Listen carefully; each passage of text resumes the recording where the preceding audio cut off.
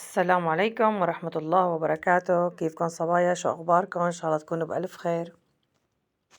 أهلا وسهلا بكل شي انضم جديد على القناة. خلينا نذكر الله ونصلي على النبي. اللهم صل وسلم وبارك على سيدنا محمد وعلى آله وصحبه أجمعين. اليوم الحلقة الثانية من زيارة أخي لعندي. بالعادة أنا بعرض لكم جنينة برا، بس هلأ من وقت الفضا الزايد أنا بنزل على جنينة وبصور على مهلي، بس هلأ الحمد لله رب العالمين وقت بتكون مشغول بشي حلو بشي مسليك ما في داعي ننزل لتحت ونضيع وقتنا. ما في أطيب من تقوم الصبح تغلي فنجان القهوة وحدا يشاركك فيه.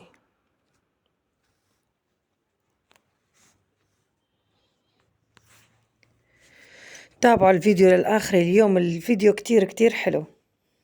اليوم بنشرب القهوة من الصبح كلياتنا سوا إذا الله راد، وبنفطر وبنجهز الفطور. اليوم الفطور فتة ومرت أخي هي اللي بتعملها. اليوم بتعمل الفتة على أصولها. وبعد ما نفطر أختي أم أحمد الأكبر مني اليوم عازمتنا على الغدا. وبتعرفوا عزيمة الغدا إذا أنت مانك تعبانة بالطبخ، مانك تعبانة بشي، قديش بيكون الأكل طيب، خصوصا إذا إجاكي عالجاهز. وهلأ بلا ما نضيع الوقت ونفوت على المطبخ ونبلش بتحضير الفتة. هاي مرت أخي الله يرضى عليها وسلم هالديات يا رب، هي اليوم قامت على تحضير الفتة. بتعرفوا هاي الأكل بالذات ما طيب تاكلها غير على الجمعة.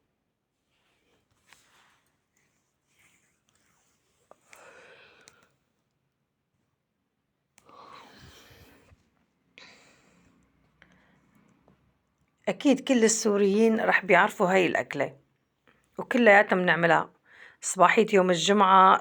وقت اللي بيكون عنا زيارات، عنا ضيوف، صباحية أكتر شي أيام اللي بيكون عنا فراغ، يعني نحسن الصبح نجتمع، بيكون عندك حدا الصبح يوم عطلة. أما إذا كنت لحالك أنت وزوجك هيك قليل ما نعملها. بس برمضان أغلب البيوت السورية كل يوم في عندهم فتة على الفطور. ما بعرف شو السر، مع إنه هي تقيلة كتير ليش بيعملوها برمضان ما بعرف، بس هي نوع من أنواع المقبلات إنه كتير بتقبل على الأكل. طبعا نحن الجاط بنعمله اكس اكس اكس لارج. في بيت أخي وفي أختي وولادها عزمناهم على الفتة مشان ياكلوا معنا، لأنه مو كل يوم رح يكون أخي هون وناكل كلياتنا سوا.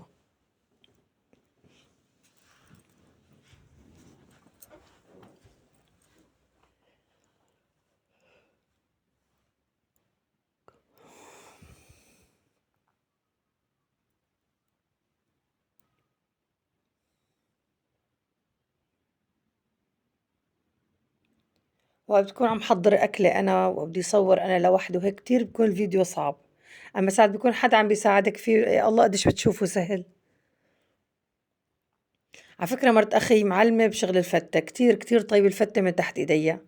كتير كنا وقت اللي كنا ساكنين سوا جنب بعضنا كلياتنا كانت التبولة تبعيتها كتير طيبة، والفتوش الفتات هيك الأكلات كتير طيبين.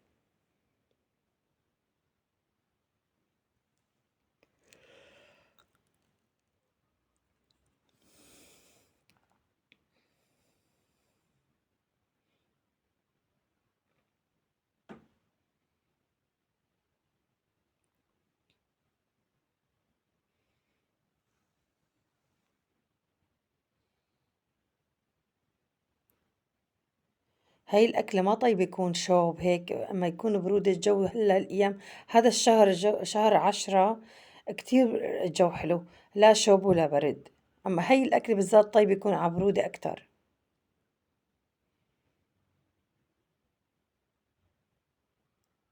اللي شاف المقطع لهون اكتب لنا من محبين الفتة من أي محافظة بتعملوها بنفس الطريقة. أكيد في منكم الأغلبية بيقلوا الخبز.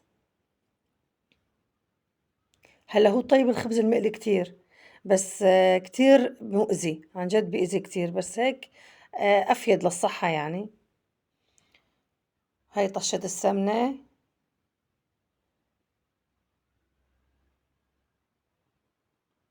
يا سلام.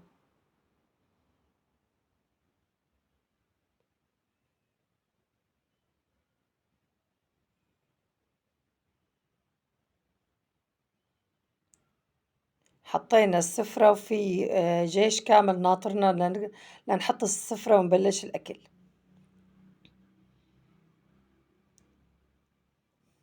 هيا ابن أختي عم لكم طيبة طيبة طيبة.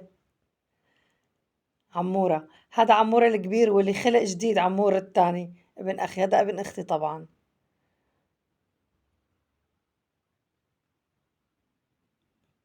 صحن السوركة عليه بصل. هاي عم البتنجان المخلل بدي فرجيكم قلبه كيف زهري. هاي مرت أخي. أكلنا وحمدنا الله وشكرناه طبعا.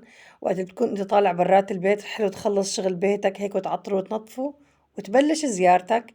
وهون وصلنا عند أختي. أول شي بعمله فت لشيك على المطبخ. أختي شفتوا أنتوا أول شي شو طابخة. هاي عم فرجيكم ما شاء الله طبخة شيخ المحشي. هاي الأكل المفضلة عند أخي. وهون صحن الجرجير. وهون أختي حاطة فروج بالفرن. بتعمل أختي أم أحمد فروج بالفرن ولا أطيب من تحت إيدياتها. الله يسلم إيديها يا رب. عقد ما قلبها طيب بيطلع طبخة طيب. طبعا التبولة نحن ما فينا على العزايم ما يكون جاط التبولة قبل الأكل.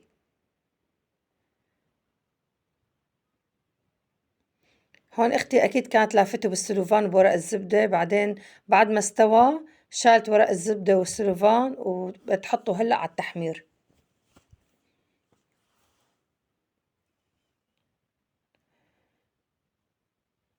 هاي بنت أختي الشطورة عم تفرن لنا التبولة. أنا كتير فرم التبولة بوجع لي رقبتي كتير.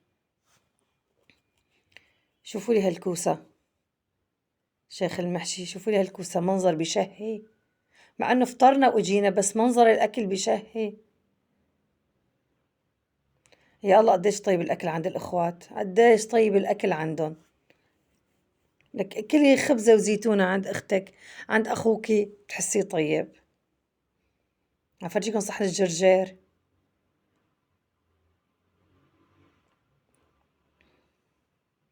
ما شاء الله بيتها طابق رابع، شوفوا قديش بيتها عالي.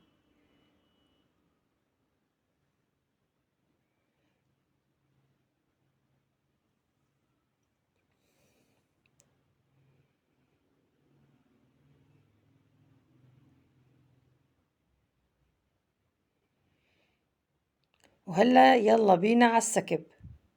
إذا ما دقت 4 5 معالق 10 قبل السكب ما دقت طعم التبولة. إسا هلا ما استطعمت بدي آكل شي 10 معالق لحسها طيبة ولا لا، لأعطي تقييمي على الأكل.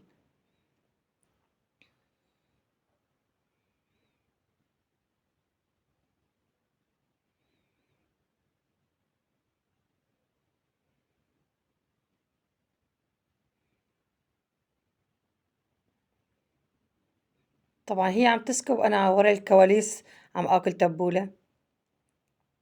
قلت لها هلا على السفرة بخجل آكلها كلها. بقى هون بدبر حالي باكل نص أكلتي تبولة مشان أقول لهم على السفرة أنا والله مكترجة بالي آكل. كون أنا آكلة نص هي الجاط.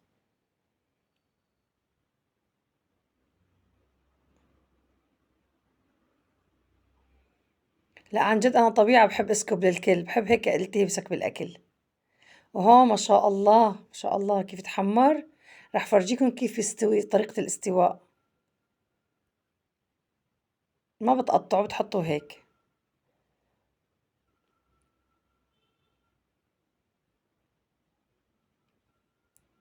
على فكرة الأكل نفس. مو كل العالم بتخسر على الأكل بتحط وبيطلع أكلها طيب. في عالم شو ما عملت بيطلع أكلها طيب. حرقت إيدي هون. شفتوا كيف انسحب العظم.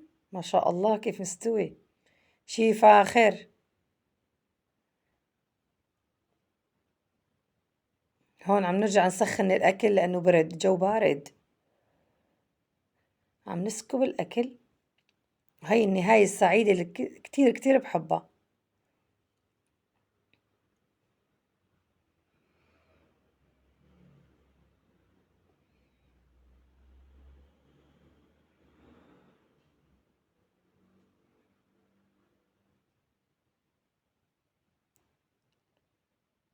الله لا يحرم الجمعة لحدا، الله لا يحرم الأهل والإخوات.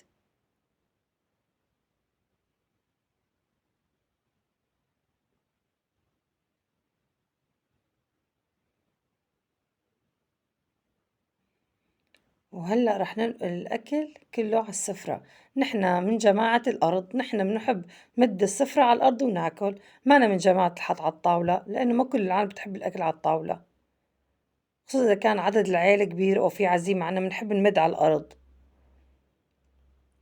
لساتنا دقة قديمة نحن.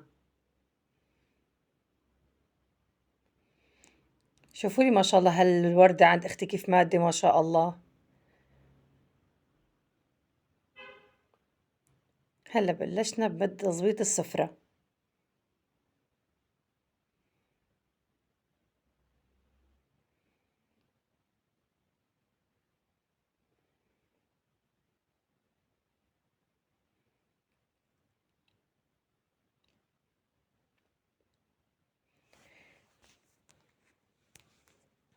كان الأكل كتير كتير طيب، الله يسلم إيديها يا رب، ويرزقهم يا رب من أوسع أبوابه، ويبارك لهم برزقهم وبعافيتهم وبصحتهم، ويحفظ لهم أولادهم يا رب.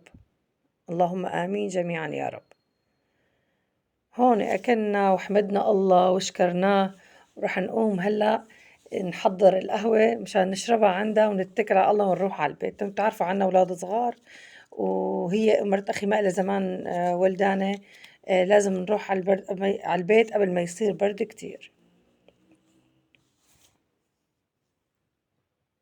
ختامها مسك فنجان القهوة.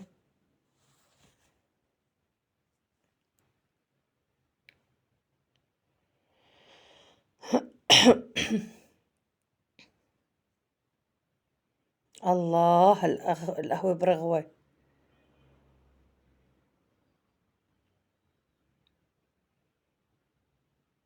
سمعاني بالمثل وبيقولوا على البيت خبزة وزيت. حاجة أكتر من هيك العالم بتصير بتكرهنا. قعدنا أكلنا وشربنا قهوة، حاجة شو بدنا نعمل عندهم أكتر من هيك حاج قبل ما يقلعونا ونروح على بيتنا. لا عم بمزح معكم. آه حاج عن جد حاج إنه معنا أولاد صغار لازم نروح على البيت. بتعرفوا هالولد بينعس بينام بصير حملانه كتير صعب. طلعنا من عندهم بكير كتير، الجماعة أصروا نضل نسهر عندهم لآخر السهر، بس إحنا إنما نروح على البيت. في عنا سهرة تانية أكيد بالبيت، إنه بكرة إذا الله راد بيت أخي متيسرين بده يروحوا على بيتهم. أخي أخد إجازة 3 أيام، أكتر من هيك ما فيني بقى يعطل عن شغله. هون خلصت زيارتنا وخلص الفيديو، إلى اللقاء بفيديو جديد. يا صباي ما تنسوا اللايك، حطوا لي لايك، حطوا لي مشاركة، ادعموني.